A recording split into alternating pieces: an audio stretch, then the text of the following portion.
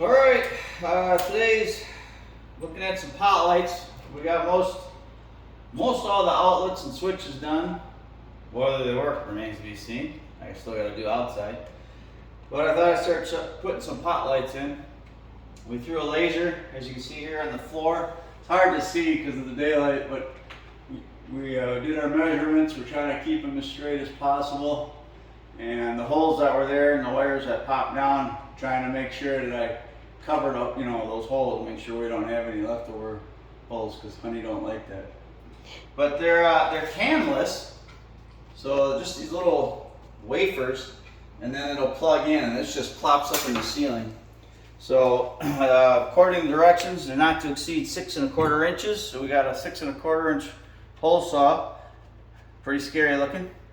And I'm going to start drilling holes. I pop the wires up there and we'll see if it works. Oh man, it's nerve-wracking because it's a big hole. So, want a video one? Sure. See what happens? See what happens. If it's a disaster. It's part of our journey. Oh boy. Alright, so I marked it. That's where I want the hole.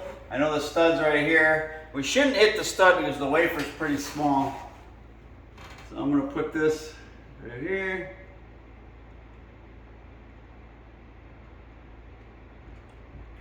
Alright, here we go.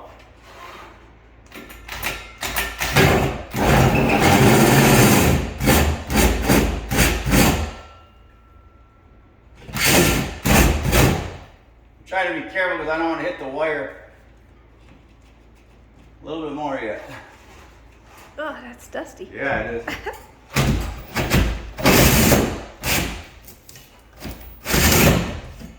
Okay.